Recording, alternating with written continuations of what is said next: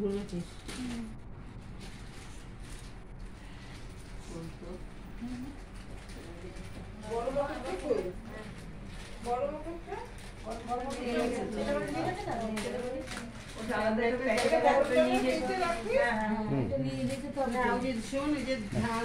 তুমি হাত জোর করে নমস্কার করে মনে মনে এবার একটা জিনিস আছে তোমাকে, সেটা আমি নারায়ণটা তোমার হাতে দেবো, ঠিক আছে?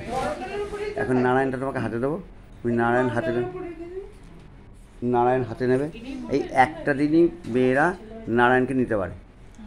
লক্ষ্মীর সঙ্গে নারায়ণের একটা ভদ্রলোকের চুক্তি হয়েছিল যে তুমি ছাড়া কেউ আমাকে স্পর্শ করবে না। নারায়ণের কথা বলেছে। লক্ষ্মী খুব খুশি। দেখ আমার নারায়ণ তো খুব সুট ব্রেনের লোক। উনি বললেন যে সবই ঠিক আছে, কিন্তু আমাকে সাক্ষী করে কাজ হয় তো, তাই বিয়ের দিন মেয়েরা শুধু আমাকে একটু যখন আব্যদায়িক হবে একবার টাচ করবে, নমস্কার করবে, রেখে দেবে, আর কোনো। তাতে লক্ষ্মী রাজি হয়েছিলেন, ঠিক আছে? সেই জন্যেই জগন্নাথ দেবের যে রথ হয় বা জগন্নাথ দেবের যে পুজো হয়, রথের উপরে কোনো মেয়েরা ওঠে না, একমাত্র সুভদ্রা ছাড়া। তার সুভদ্রার রথ আলাদা। যদি একসঙ্গে থাকে তাহলে তিনজন একসঙ্গে, বলরামের সঙ্গে সুভদ্রার সঙ্গে থাকে, ঠিক আছে? আর কোনো সেবিকা নেই জগন্নাথের, সব সেবক, ঠিক আছে?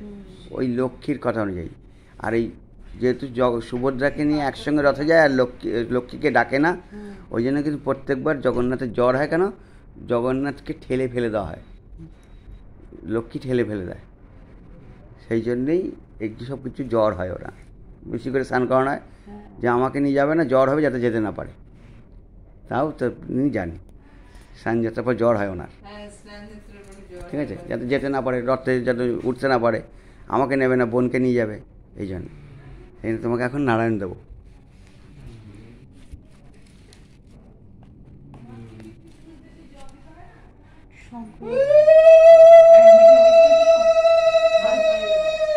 তুমি তোমার মতন করে তোমার মনস্কামনা চেয়ে নাও।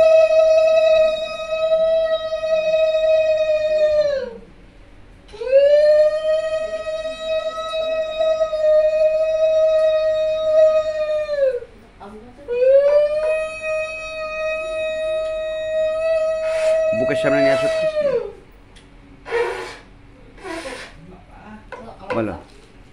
স্বর্ণময়া ভক্তি যোগেন পত্রং পুষ্পম ফলম জলম নিবেদিঞ্চ তদ্গৃহাণি অনুকম্পায় তদীয়াং বস্তু ভূর্তমেব সমর্পয়ে মন্ত্রহীনং ক্রিয়াহীনং বিধিহীনং চ যদ্ ভবেৎ তৎসর্ব অছিদ্রামস্তু।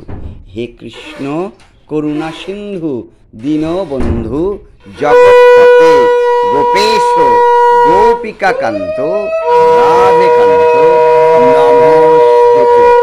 দুর্গমে বিষমে ঘোরে শত্রুভি পরিপীড়িতে নিস্তারায়তু তথানিষ্ট ভয়েষু চ। ওং নারায়ণায় নমঃ। বন্দে অহং কামোদং লীলয়ং বিততং বিশ্বৈ তস্मै নমো নমঃ। ধ্যায়াৎ সত্যং গুণাতীতং গুণত্রয় সম্মিতং লোকনাথং ত্রিলোকেশং পীতাম্বরীং হরিম। ইন্দ্রদল বলৌশ্যামং শঙ্খচক্র গদাপদ্ম ধারমম নারায়ণং চতুর্বাহু শ্রীবৎস পদভূষিতাম গোবিন্দাং গোকুলনন্দনাম জগৎপিতর গুরুম। ওং নারায়ণায় নমঃ। ওং নারায়ণ।